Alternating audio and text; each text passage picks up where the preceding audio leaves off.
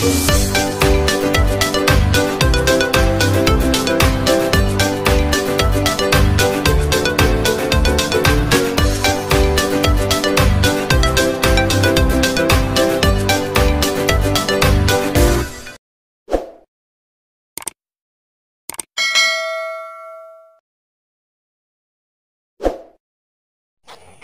assalamualaikum adik-adik kelas 4. Pada video kali ini kita akan belajar tema 7, subtema 1, pembelajaran 1. Keragaman suku bangsa dan agama di negeriku. Bangsa Indonesia terdiri atas banyak suku bangsa. Suku bangsa apa sajakah itu? Mari membaca dalam hati teks berikut. Suku bangsa di Indonesia. Sejak dahulu kala bangsa Indonesia hidup dalam keragaman.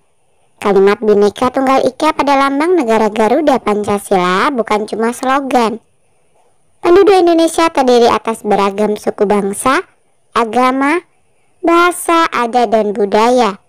Tetapi semua dapat hidup rukun berdampingan.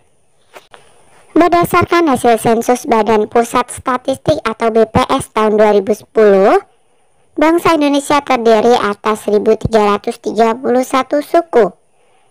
Berdasarkan sensus itu pula, suku bangsa terbesar adalah suku Jawa yang meliputi 40,2% dari penduduk Indonesia.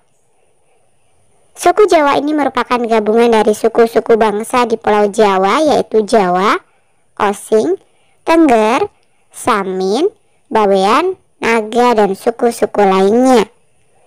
Suku-suku yang paling sedikit jumlahnya adalah suku Nias dengan jumlah 1.041.925 jiwa atau hanya 0,44% dari jumlah penduduk Indonesia. Namun, suku-suku Papua yang terdiri atas 466 suku jumlahnya hanya 2.693.630 jiwa atau 1,14% dari jumlah penduduk Indonesia. Sedangkan etnis Tionghoa jumlahnya 2.832.510 jiwa atau 1,2% penduduk Indonesia. Nah, berikut ini adalah gambar suku Dani dari Papua. Kemudian ini adalah suku Tengger, dan yang ketiga ini adalah suku Nias. Nah, bentuklah kelompok bersama 4-5 temanmu. Baca dalam hati teks suku bangsa di Indonesia. 1. Adakah kata sulit yang kalian temukan pada bacaan tersebut? Jika ada, tuliskan lalu carilah artinya. Tuliskan dalam bentuk tabel seperti berikut. Nah, misalkan saja kata sulitnya adalah etnis. Artinya adalah suku bangsa. Kemudian yang berikutnya sensus. Artinya adalah perhitungan jumlah penduduk. Dan yang terakhir slogan. Artinya adalah moto atau frasa yang dipakai pada konteks politik, komersial, agama, dan lainnya. Sebagai ekspresi sebuah ide atau tujuan yang mudah diingat. 2. Ada berapa paragraf pada teks suku bangsa di Indonesia? Tuliskan pokok pikiran dari setiap paragraf. Ada 2 ya. Pokok pikiran paragraf yang pertama, bangsa Indonesia hidup dalam keragaman, namun tetap hidup rukun seperti yang tercantum dalam Bhinneka Tunggal Ika. Pokok pikiran paragraf 2, suku di Indonesia sebanyak 1.331 suku bangsa. Bukti Indonesia beraneka ragam suku. Jadi cara menentukan pokok pikiran pada paragraf sebagai berikut. 1. Membaca seluruh kalimat dalam paragraf. 2. Menandai kalimat awal, kalimat akhir, atau kalimat awal dan kalimat akhir paragraf. 3. Menandai pikiran pokok yang terdapat di awal, akhir, atau awal dan akhir pada paragraf. Ceritakan hasil diskusi kelompokmu, bandingkan dengan hasil diskusi kelompok lain. Apakah ada perbedaan? Mungkin saja ada ya. Dari kegiatan sebelumnya, kamu mengetahui bahwa di Indonesia terdapat ribuan suku bangsa. Setiap suku bangsa kemungkinan memiliki kebiasaan dan cara hidup berbeda. Salah satu contoh perbedaan cara hidup adalah transportasi. Pada zaman dahulu, alat transportasi menggunakan tenaga hewan seperti gambar-gambar berikut. Nah, gambar yang pertama ini adalah bendi, ditarik dengan kuda. Kemudian gambar yang berikutnya ini adalah pedati sapi, tentunya ditarik oleh sapi. Dan yang terakhir ini adalah pedati kerbau, ditarik oleh kerbau. Nah, apakah di daerahmu masih dijumpai alat transportasi seperti pada gambar di atas? Coba ceritakan kepada teman-temanmu. Apakah teman-temanmu juga menjumpai jenis alat transportasi seperti yang kamu sebutkan? Nah, perhatikan lagi gambar bendi, pedati sapi, dan pedati kerbau. Dapatkah kamu melihat persamaan dari ketiga alat transportasi tradisional tersebut? Ada banyak persamaan. Salah satunya adalah ketiga alat transportasi tersebut menggunakan binatang yang sama-sama menarik beban berupa bendi atau pedati. Apa yang terjadi saat kuda menarik bendi? Iya, bendi akan bergerak mengikuti arah si kuda. Apa yang terjadi saat kerbau atau kuda menarik pedati? Yang terjadi apabila kerbau atau kuda menarik pedati adalah pedati tersebut akan bergerak sesuai arah kuda atau kerbau. Lakukan kegiatan-kegiatan sederhana berikut. 1. Dorong meja belajarmu pelan-pelan hingga bergeser sedikit lalu tarik ke posisi semula. 2. Angkat tas sekolahmu lalu letakkan lagi ke posisi semula. 3. Ambil selembar kertas tak terpakai lalu lipat atau remaslah kertas tersebut. Nah, dari kegiatan tersebut isilah tabel berikut. Kegiatan yang pertama, aktivitasnya adalah mendorong meja. Hasilnya meja bergeser. Kemudian menarik meja, hasilnya meja juga bergeser. Kegiatan 2, aktivitasnya mengangkat tas, hasilnya tas bergeser. Meletakkan tas, hasilnya juga tas bergeser. Kemudian kegiatan yang ketiga, mengambil kertas dan melipat atau meremas kertas. Hasilnya bentuk kertas menjadi berubah. Nah, aktivitas yang telah kamu lakukan terhadap meja sehingga bergeser disebut gaya. Aktivitas yang kamu lakukan terhadap tas sekolah yang kamu angkat disebut gaya. Aktivitas yang kamu lakukan terhadap kertas sehingga bentuknya berubah disebut gaya. Jadi apa yang dimaksud dengan gaya? Gaya adalah dorongan atau tarikan yang dapat menyebabkan benda bergerak atau berubah bentuk. Tuliskan pada buku catatanmu gaya apa yang telah kamu lakukan atau kamu lihat dari pagi sampai saat ini. Tulislah dengan menggunakan ejaan yang tepat. Kemudian bacakan catatanmu di depan teman-teman dan gurumu. Nah, ini misalkan gaya tarik saat menarik kursi, gaya magnet pada pintu kulkas, gaya gesek antara telapak kaki dengan lantai saat berjalan, gaya pegas pada ballpoint, gaya gravitasi pada pensil yang jatuh ke lantai, dan gaya tarik atau dorong pada mesin sepeda motor. Kamu telah mengetahui pengertian gaya. Sekarang perhatikan gambar-gambar berikut lalu jawablah pertanyaan pada setiap gambar. Nah, kita lihat gambar yang pertama. Apa yang menyebabkan mobil pada gambar di samping dapat bergerak? Mobil dapat bergerak karena didorong menggunakan kekuatan otot. Kemudian gambar yang kedua, apa yang menyebabkan lampu dapat menyala? Lampu dapat menyala karena ada aliran listrik. Gambar yang tiga, apa yang menyebabkan jarum menempel pada batang magnet? Jarum dapat menempel karena tarikan gaya magnet. Kemudian yang keempat, apa yang menyebabkan buah jatuh dari pohon?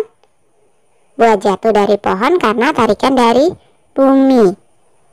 5. Apa yang menyebabkan kursi mudah dipindahkan?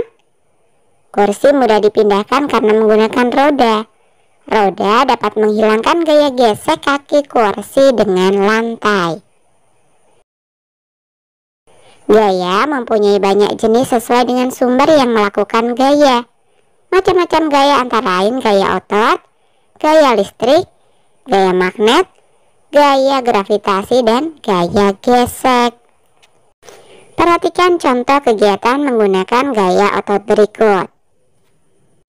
Nah, diskusikan jawaban pertanyaan-pertanyaan berikut dengan kelompokmu. 1. Apa yang dimaksud gaya otot? Gaya otot adalah gaya yang dilakukan oleh otot atau suatu energi yang dihasilkan otot. 2. Perhatikan gambar contoh-contoh gaya otot di depan. Apa pengaruh gaya otot terhadap benda yang dikenai gaya pada setiap gambar? Pengaruh gaya otot terhadap benda adalah benda berpindah tempat atau berubah bentuk. Nah, tuliskan hasil diskusi kelompokmu, bacakan di depan kelompok lain, lalu serahkan kepada Bapak atau Ibu guru. Kamu telah mengetahui salah satu jenis gaya, yaitu gaya otot. Salah satu contoh penggunaan gaya otot yaitu pada pembuatan gerabah. Tahukah kamu bahwa seni membuat gerabah tersebar di Indonesia? Yuk kita baca ya. Seni gerabah di Indonesia. Tahukah kamu apa yang disebut gerabah? Berdasarkan Kamus Besar Bahasa Indonesia atau KBBI, gerabah yaitu alat-alat dapur untuk masak-memasak dan sebagainya yang dibuat dari tanah liat yang kemudian dibakar, misalnya kendi, belanga. Memang awalnya pembuatan gerabah untuk memenuhi kebutuhan alat-alat dapur. Namun dalam perkembangannya, seni kerajinan gerabah meluas dan menghasilkan beraneka macam benda. Pembuatan gerabah secara tradisional tersebar di wilayah Nusantara. Di Jawa, tempat yang terkenal dengan pembuatan gerabah adalah Kasongan, Yogyakarta. Kasongan adalah nama daerah di Kecamatan Kasihan, Bantul. Letak Kasongan kurang lebih 8 km di sebelah barat daya Yogyakarta. Gerabah Kasongan awalnya biasa saja. Perajin Kasongan dahulu hanya membuat barang-barang rumah tangga seperti anglo, cobek, atau kendi. Namun pada tahun 1970-an, Bapak Sabto Hudoyo, seorang seniman Yogyakarta, mendidik perajin di sana. Mereka diajari cara membuat karya seni dari tanah liat. Sejak saat itu, seni gerabah semakin bermunculan. Para perajin membuat kendi yang lebih unik. Mereka juga membuat vas yang dilengkapi aneka hiasan. Semakin hari, pengetahuan dan keahlian perajin makin berkembang. Hasilnya seperti yang kita lihat hari ini. Gerabah Kasongan menjadi terkenal dan banyak dicari. Di Kabupaten Lombok Barat, Nusa Tenggara Barat, ada sebuah daerah yang terkenal dengan seni pembuatan gerabah, yaitu di Banyumulek. Ada satu karya unik dari seni kerajinan gerabah dari Banyumulek ini, yaitu kendi maling. Umumnya, kendi atau wadah air mempunyai lubang di bagian atas untuk mengisi air. Namun, kendi dari Banyumulek ini mempunyai lubang untuk mengisi air pada bagian bawah. Konon, pada zaman dahulu, kendi ini dibuat untuk raja sebagai pengaman supaya maling yang berniat meracuni raja kebingungan mencari lubang di bagian atas kendi. Nah, berikut adalah gambar kendi maling dari Banyumulek. Masyarakat Pulau Au di Maluku Tengah juga membuat gerabah yang disebut sempeh. Mereka kebanyakan membuat sempeh untuk keperluan rumah tangga. Ada sempeh yang digunakan sebagai kompor, tempat memasak makanan, dan membuat obat-obatan tradisional. Ada pula sempeh yang digunakan sebagai wadah suguhan dan berfungsi seperti piring. Di Papua, saat ini tradisi pembuatan gerabah ditemukan di pesisir utara Papua, tepatnya di Kampung Abar. Kampung Abar adalah salah satu kampung di Danau Sentani, Kabupaten Jayapura. Umumnya, pembuatan gerabah di Kampung Abar dilakukan wanita. Konsumen gerabah dari Kampung Abar adalah para wisatawan yang datang ke Danau Sentani. Bagi para wisatawan, gerabah Papua itu menarik karena dibuat dengan tangan kosong tanpa mengandalkan teknologi alat pemutar. Bentuknya yang tidak halus dengan motif-motif khas Sentani juga merupakan daya tarik gerabah Papua. Nah, berikut adalah gambar pembuatan gerabah Papua. Diskusikan bersama teman sebangkumu tentang informasi-informasi baru yang kamu dapatkan dalam teks seni gerabah di Indonesia. Tuliskan hasilnya pada buku catatanmu, lalu kumpulkan kepada bapak atau ibu gurumu. Nah, ini ada informasi baru yang kakak dapatkan ya. 1. Gerabah adalah alat-alat dapur untuk masak-memasak dan sebagainya yang dibuat dari tanah liat yang kemudian dibakar, misalnya kendi, belanga. 2. Di Jawa, tempat yang terkenal dengan pembuatan gerabah adalah Kasongan, Yogyakarta, sejak tahun 1970-an. Informasi yang ketiga, daerah Banyumulek di Kabupaten Lombok Barat, Nusa Tenggara Barat, terkenal dengan seni pembuatan gerabah dengan karyanya kendi maling. Kemudian yang keempat, kendi maling memiliki lubang untuk mengisi air pada bagian bawah. Konon pada zaman dahulu kendi ini dibuat untuk raja sebagai pengaman supaya maling yang berniat meracuni raja kebingungan mencari lubang di bagian atas kendi. Informasi yang kelima, karya gerabah sempe berasal dari masyarakat Pulau Au di Maluku Tengah. Dan informasi yang terakhir, tradisi pembuatan gerabah ditemukan di pesisir utara Papua, tepatnya di Kampung Abar. Nah, jika ada informasi baru yang kalian dapatkan selain yang kakak sebutkan tadi, silahkan kalian tuliskan sendiri ya. Oke, sampai di sini dulu video kali ini ya. Sampai jumpa di video berikutnya.